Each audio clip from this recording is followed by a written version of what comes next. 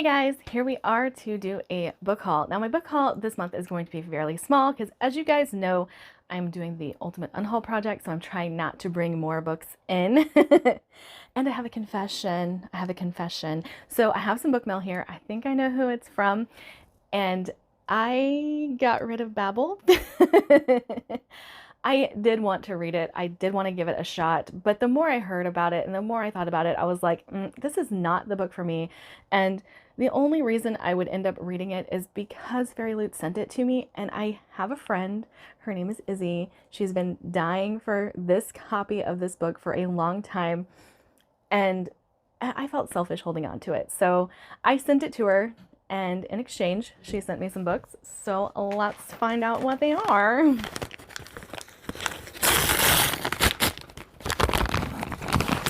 Oh, there's a chunky boy in here.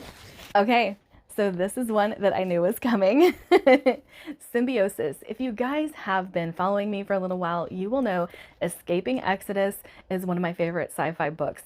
I loved how weird it was. I loved just how unique, weird and unique. Those are two like very same-ish words to describe a very complex but amazing story. And this is the follow-up, Escaping Exodus, and I'm so excited. Look at this cover.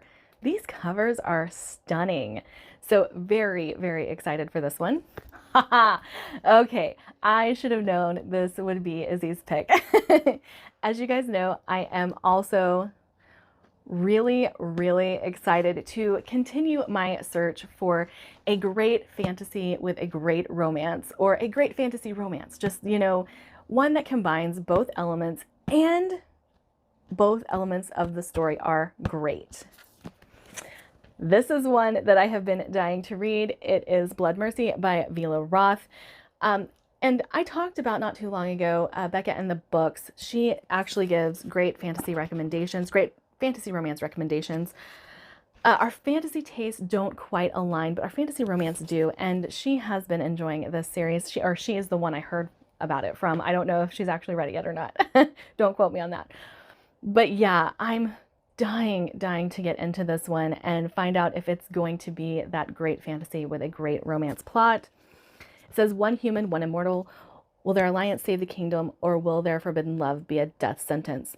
Oh, no, I remember her talking about this now. So the immortals in this, instead of being like these terrifying beings, are cinnamon rolls. They're so sweet, and they live life to the fullest. And so she is going to, the main character here, she is trying to set up an alliance with these immortals, and I think it's going to be great. I do know that this has a really slow start, so I might go ahead and get the audio as well. That way the slow beginning is not something that I'm going to have to contend with as much, and, fight my desire to DNF the slow books. But I am looking forward to this quite a bit.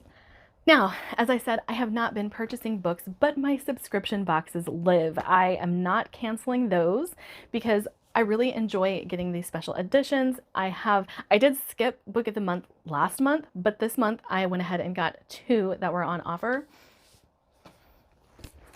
Camp Zero by Michelle Min Sterling. This sounds really good. It's a dystopian. It says, in a near future northern settlement, the fates of a young woman, a professor, and a mysterious collective of climate researchers collide in this mesmerizing transportive debut novel. But this is supposed to have like some thriller aspects to it.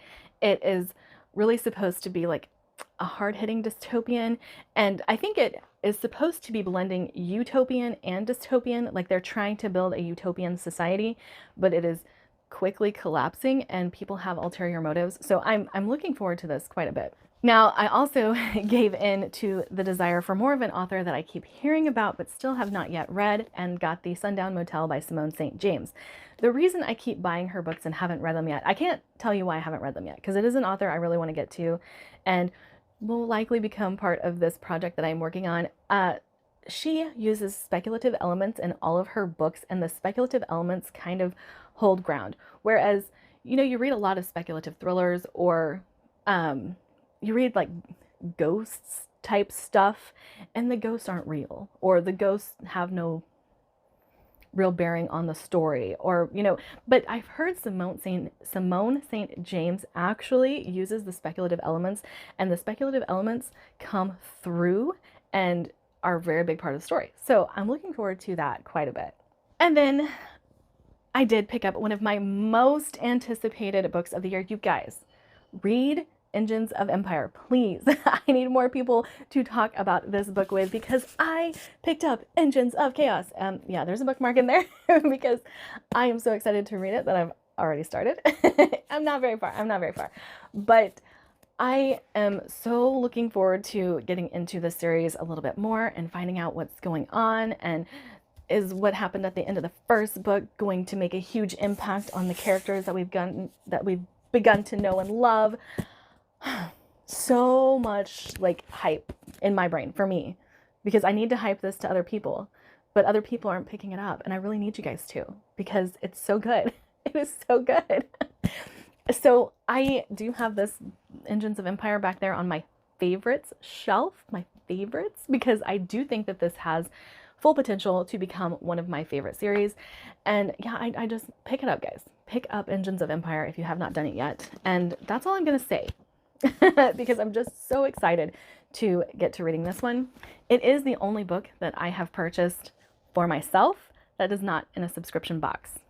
So there's that. The next three, oh no. I picked up a special edition of a book that I have been on the hunt for. So it is a special edition book box book, but not one that came to me. Anyway. So, oh, Fairyloot. Look at this beauty. The Foxglove King by Hannah Whitten.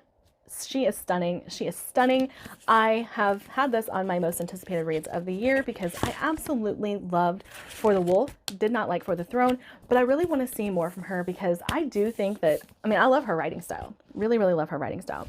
So even though For the Throne was a flop for me, I have been dying to get to this one. So I'm very excited that Fairyloot put this one in their box. On that note, another one I'm dying to get to, The Adventures of Amina Al-Zarafi. Look at this thing. Oh my gosh. Look. I think this is the most beautiful edition that Fairyloot has put out. Like, it is just absolutely stunning. And yes, I am dying to get to this one. I don't know when I will get to this one, because it is one that I would like to immersive read. I will be awaiting the audiobook. Currently, it is saying it is 12 weeks out. The audio is 12 weeks out on Libby. So we'll see. Libby does me dirty quite often. I did see that they have added 2 more books to their stock. So hopefully that will mean that it comes sooner than what I'm expecting. But oh my gosh, Fairyloot. This is the most stunning book I've ever seen. I think it's just absolutely gorgeous, and I hope I love it. I have loved Daevabad, so I do know, like, I like S.A. Chakraborty's writing, Shannon Chakraborty. I do know I like her writing. So I'm very excited. Now the special edition that I had to track down myself. I have been looking for an Illumicrate crate copy of The Book Eaters that wasn't god-awful expensive, and I found one. I finally found one. If you guys don't know, I absolutely love this book. It was one of my favorites of last year. I think it is just gothic at its finest. I love it. And it's fairly short. So I would recommend anybody who likes gothic type stories to pick this up. It's weird. It is a little weird, and I do think that the weirdness just elevates it for me. But I absolutely love this book, and I'm so happy it's on my shelves now. All right, that is it for me today. Like, subscribe, do all the fun things, and I'll see you guys in my next video. Don't forget, I have a Patreon if you would like to support the channel. Bye.